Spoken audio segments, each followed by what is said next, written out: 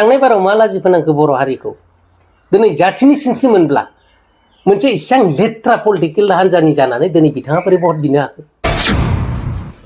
गोग्गो गोसो लानानै गावनि देहानि बोलोखौ लानानै जों दावहा होनाय आरो बेबो खर'नि दावहा नङा जोंनि दावहाया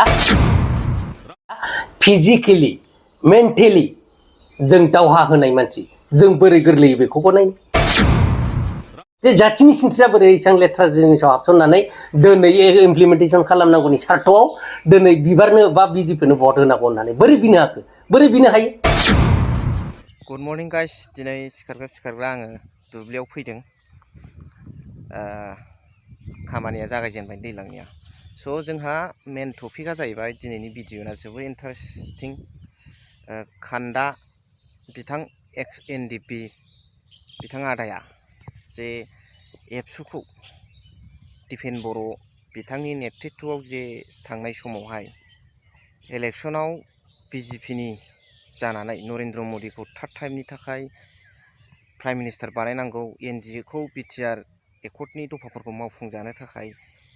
नारसिननांगौनि सार्थ'आव एनडिएखौ सापर्ट होनानै इलेक्सनाव ओंखारथारनानै जे दिफेन बर'नि नेतृत्वआव एबसुआ थांनाय एमपि इलेक्सनाव खामानि मावदोंमोन बेखौ लानानै बिथाङा जोबोद दुखु मोननाय फोरमायदों हारिनि सिनस्रि आफादा मानो बेफोरबायदि हाबाखौ मावनांगौ राजनितिक मोनब्ला आलदा होननानै बिथाङा जोबोद सोंखारिदों। दा थारैनो सोंखारिजाथाव बाथ्राया गुबुन गुबुन थांनाय समफ्राव दुलाराय बर' फरायसा आफादखौ जायफोर दैदेनगिरि बिथांमोना जि सभापति व्यक्ति সকলে नेतृत्व দি আহিছে আজিলৈকে তেখেত সকলে এনেকুৱা ৰাজনীতিকত সম্পূৰ্ণভাৱে ওলাই এটা ৰাজনীতিক দলৰ কাৰণে বহুত দাবী কৰাৰ কাৰণে এনেকুৱা পলিটিকেল এৰেনাত মানে ৰাজনীতিক পথাৰত এন্ট্ৰি হোৱা নাছিলে আগত সময়ত কিন্তু আজি আমাৰ সন্মানীয় দিফেন बर' सारत नेतृत्वत এনেকুৱা सिनारिखौ आमी देখিবলৈ पाइছো। दा नोंथांमोना खुद खोनासंनानै लादो खान्दा बिथाङा मा बुङा। बेथ' मिनिथाव दिनै बिथांमोना नुयोबा नायोबा लाजिनो हागौ जे खान्दाया आंखौ मिनिदों आं सासे सेन्ट्रेलनि प्रेसिडेन्ट आरो बेबो जाथिनि सिनस्रि गावसोर खुगाजों जाथिनि सिनस्रि होननानै बुंना लाबा मा जानो गाव हारसिङै सेन्ट्रेलनि प्रेसिडेन्ट होननानै गोसोखौ दुगाखांबाय थाबा बोरै जानो गावनि मावनाय गावनि एक्टिंखौबो सिन्था खालामनांगोन ना गावनि एक्टिभिटिसआ माबायदि थांनाय बाराव मा लाजि फोनांखो बर' हारिखौ दिनै जाथिनि सिनस्रि मोनब्ला मोनसे इसां लेथ्रा पलिटिकेल हान्जानि जानानै दिनै बिथाङा बोरै भट बिनो हाखो बे पसिबोल नामा बेखौ नोंथांमोना सिन्था खालामनानै नाय नोंथांमोना मा गावसोरखौ साफा साफा इउटुबार बा साफा खौरां बिजोंनि मानसि होननानै सानो नामा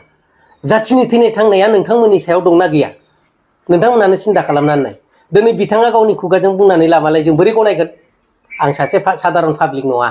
आं दावहा होनाय जाथिनि थैनाय थांनायनि बेलायाव जों सिन्था खालामनानै गोग्गो गोसो लानानै गावनि देहानि बोलोखौ लानानै जों दावहा होनाय आरो बेबो खर'नि दावहा नङा जोंनि दावहाया फिजिकेलि मेन्टेलि जों दावहा होनाय मानसि जों बोरै गोरलैयै बेखौ गनायनो जों बोरै गनायगोन नोंथांमोना सिन्था खालामनानै नाय जे जाथिनि सिनस्रिया बोरै इसां लेथ्रा जिनिसाव हाबसननानै दिनै इमप्लिमेन्टेसन खालामनांगौनि सार्थआव दिनै बिबारनो बा बिजेपिनो भट होनांगौ होननानै बोरै बिनो हाखो बोरै बिनो हायो नोंथांमोना सिन्था खालामलाय बे बोरै गनायथावना बेसे लाजिनांथाव बाथ्रा बे दिनै एकर्डनि बेलायावहाय दिनै बिथांमोनहा इमप्लिमेन्टेसन खालामनो हायो हाया राजनितिकआनो जुदि सुप्रिम पावारब्ला सुप्रिम पावारा जुदि राजनितिकनि बेलायावनो जुदि जों मोननो हायोब्ला दिनै होनब्लालाय एकर्डखौ जोङो मानो बै समाव राजनितिक भाबै खालामाखैमोन नामा ना बै सरकार सालायग्राफ्रा पलिटिकेल पार्टि नङा नामा बिथांमोनजोंथ' सावरायनानै गासैबो जिनिसखौ जोङो रायलायलायनायनि गेजेरजों गिभ एन्ड टेक होननाय जिनिसखौ जों खालामदोंना दिनै आरो मा गोदानै बेफोरबायदि जों दिनै राजनितिकआव फैनानै इमप्लिमेन्टेसन खालामनायनि सार्थआव दिनै नरेन्द्र मदिखौ सेन्ट्रेलाव दिनै पिएम मा होनो बेखौ प्राइम मिनिस्टार खालामनांगौ मा राव जाखो बेथ' नङा पलिटिकेल आलादा बुस्थु बे थांबायानो थागोन किन्तु जों जातिनि सिनस्रि हिसाबै सासे आफादगिरि जानानै सेन्ट्रेल कमिटिनि प्रेसिडेन्ट जालायनानै जातिखौ माबायदि दैदेननांगौ दैदेननाङा जों बेखौसो सिन्था खालामनांगोन दिनै गामि एरियायाव दिनै बबे गामियावहाय बबे क्लासा जादों जायाखै जों बेखौसो सिन्था खालामनांगोन बबे स्कुलाव बोरमाया हाबनानै खिदों बबे स्कुलाव बोरमाया उन्दुबाय थायो बबे स्कुलाव दिनै मोजां क्लास जायाखै टिचारफोरनि बेलायाव बिथांमोना नोजोर होनांगौ राजनितिकआव थांनानैथ' बिथांमोना भट बिनो हायाना हागोन जानो दिनै जोंथ' नुदों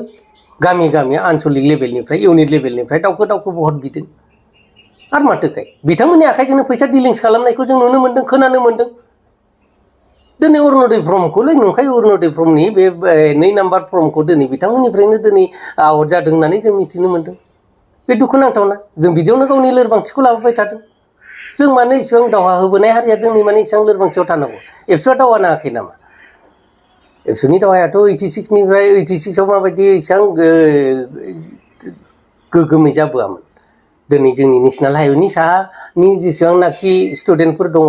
टाउनफोर बायदियाव फरायहैनो बेसेबां क्रिटिकेल जादोंमोन दिनै हायाबाबो दिनै बेसेबां खस्थ'नि गेजेरजों सोरखौबा गुवाहाटिफोर हरनो गोनां जादों सोरखौबा शिलं हरनो गोनां जादों दिनै बेसेबां जोंनि बर' हारिया बे गन्डगलजों बेसेबां डेमेज जादों जों बेखौबो साननांगोन दिनै बोरै जौगाखांगोन जों बेखौसो सिन्था खालामनांगोन दिनै पलिटिकेलि भाबैथ' जों बेफोरबायदि जों दावहा होनो हायाना मोनसे जाथिनि सिनस्रिया